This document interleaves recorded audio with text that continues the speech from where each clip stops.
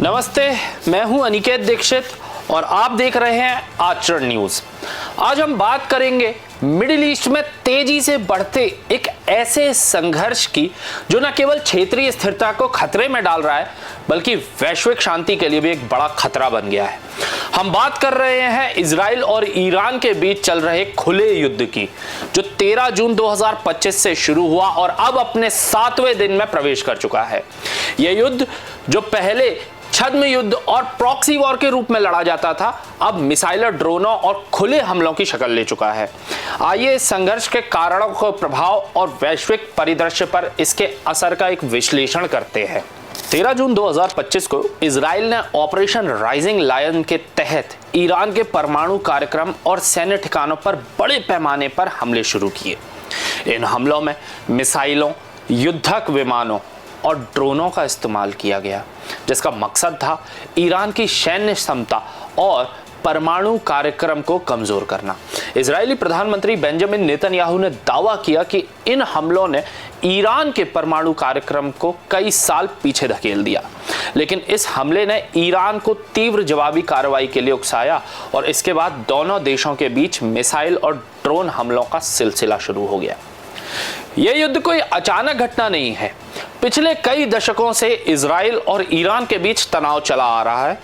Israel Iran के परमाणु कार्यक्रम को अपने लिए सबसे बड़ा खतरा मानता है, जबकि ईरान का कहना है कि उसका परमाणु कार्यक्रम शांतिपूर्ण उद्देश्य के लिए है। लेकिन 2000 के दशक में ईरान के गुप्त परमाणु ठिकानों का खुलासा होने के बाद से अंतर्राष्ट्रीय समुदाय, खासकर इजराइल और अमेरिका, इसे संदेह की नजर से देखते हैं। हाल के वर्षों में इजराइल ने हिजबुल्लाह और हमास जैसे ईरानी समर्थित संगठनों पर निर्णायक जीत हासिल की, जिससे उसे ईरान पर सीधा हमला करने का आत्मविश्वास दिया। 20 जून 2025 तक यह संघर्ष और तेज हो चुका है। 19 जून को ईरान ने इजराइल के बेशुरवा में सोरोका अस्पताल पर मिसाइल हमला किया, जिससे दर्जनों लोग घायल हुए और अस्पताल को भारी नुकसान पहुंचा। ईरानी समाचार एजेंसी IRNA ने दावा किया कि उनका मुख्य निशाना इजराइल का सैन्य खुफिया मुख्यालय और गवयम टेक्नोलॉजी पार्क था, ना कि अस्पताल।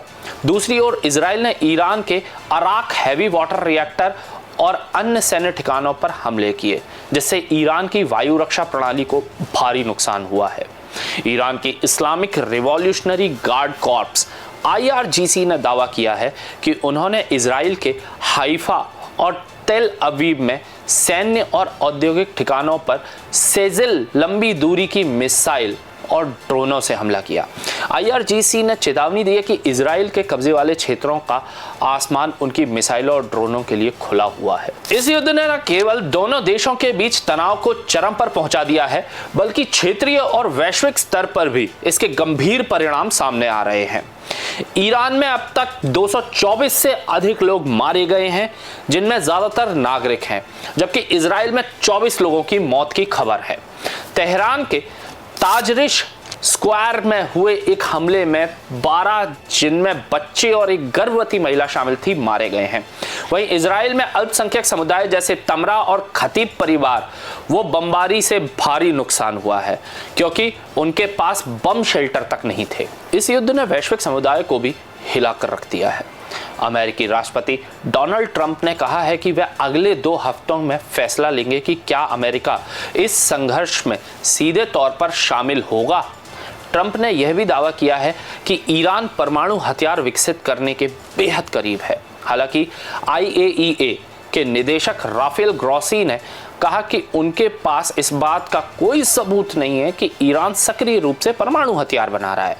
ईरान ने IAEA और इसके प्रमुख पर पक्षपातपूर्ण रिपोर्टिंग का आरोप लगाया है, जिससे इजराइल ने हमले का बहाना बनाया। दूसरी ओर फ्रांस के राष्ट्रपति इमैनुअल मैक्रोन ने यूरोपीय साझेदारों के साथ मिलकर इस संघर्ष को खत्म करने के लिए कूटनीतिक समाधान प्रस्तावित करने की बात कही। यह युद्ध शांति के लिए एक बड़ा सवाल उठाता है कि क्या ईरान वाकई परमाणु हथियार बना रहा है। इजराइल और पश्चिमी देशों का दावा है कि ईरान का परमाणु कार्यक्रम सैन्य उद्देश्यों के लिए, जबकि ईरान इसे शांतिपूर्ण बताता है। लेकिन इस युद्ध का असर केवल सैन्य और रणनीतिक स्तर पर ही नहीं, बल्कि मानवीय स्तर पर भी गहरा है। दोनों देशों में आम नागरिकों को भारी कीमत चुकानी पड़ रही है। इस युद्ध का वैश्विक अर्थव्यवस्था पर भी गहरा असर पड़ा है। स्ट्रेट ऑफ होर्मुज़, जिसे रास्ते के विश्व का 20% तेल निर्यात होता है, पर ईरान द्वारा बंद करने की धमकी ने तेल की कीमतों में उछाल ला दिया है। भारत, जो अपने तेल आयात का बड़ा हिस्सा मध्य पूर्व से प्राप्त करता है, इस संघर्ष से प्रभावित हो रहा है। भारत के वाणिज्यिक मंत्रालय ने 20 जून 2025 को शिपिंग कंपनियों और निर्यातक के साथ बैठकर एक बैठक बुलाई है, ताकि इस युद्ध का भारत के विदेशी व्यापार पर असर का आकलन किया जा सके। भारत ने अपने नागरिकों को इजराइल से सुरक्षित निकालने की प्रक्रिया भी शुरू कर दी है। इस संघर्ष में क्षेत्रीय शक्तियों की भूमिका भी अहम है। ईरान समर्थित इराकी मिलिशिया ने अमेरिकी सैन्य ठिकानों पर हमले की धमकी दी है। अगर अमेरिका इस युद्ध में शामिल हुआ, रूस, जो ईरान का सहयोगी है, उसने अमेरिका के सैन्य हस्तक्षेप के खिलाफ चेतावनी दे दी है। वहीं चीन के प्रधानमंत्री शी जिनपिंग ने युद्ध विराम को तत्काल प्राथमिकता बताया है। अंतर्राष्ट्रीय समुदाय इस युद्ध को रोकने की कोशिश में जुटा है। यूरोपीय अधिकारी 20 जून को जेनेवा में ईरानी अधिकारियों से मुलाकात कर कूटनीतिक समाधान तलाशने की कोशिश करेंगे, लेकिन दोनों देशों की ओर से बढ़ती हिंसा और जवाबी हमलों ने शांति की उम्मीद को धूमिल कर दिया है।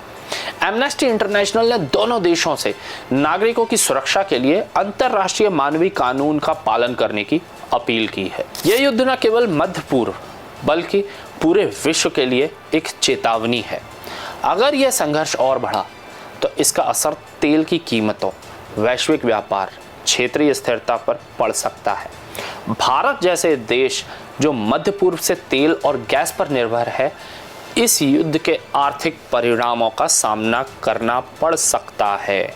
साथ ही यह युद्ध क्षेत्रीय शक्तियों को और उकसा सकता है, जिससे एक बड़े युद्ध की आशंका बहुत ज़्यादा बढ़ गई है। ईरान और इजराइल के बीच ये युद्ध अब तक के सबसे प्रत्यक्ष और खतरनाक टकरावों में से एक बन गया है। दोनों देशों के बीच बढ़ती हिंसा ने वैश्विक शांति को खतरे में डाल दिया है। क्या कूटनीति इस युद्ध को रोक पाएगी या ये एक बड़े क्षेत्रीय संघर्ष की ओर बढ़ेगा? यह सवाल हर किसी के मन में है। इस युद्ध की कहानी केवल सैन्य और रणनीतिक नहीं बल्कि मानवीय बन चुकी है। दोनों देशों के नागरिक इस हिंसा की कीमत को चुका रहे हैं। आचरण न्यूज़ की ओर से हम उम्मीद करते हैं कि शांति और कूटनीति इस संकट का समाधान निकालेगी। हम इस युद्ध पर नज़र बनाए रखेंगे और आपको हर अपडेट देते रहेंगे। जय हिंद। मैं आपसे मिलूंगा फिर एक नए एपिसोड में। तब तक के लिए नमस्कार। देश दुनिया की सभी खबरें देखने के लिए जुड़े रहिए आचरण न्यूज से। आचरण न्यूज, हर कदम आपके साथ।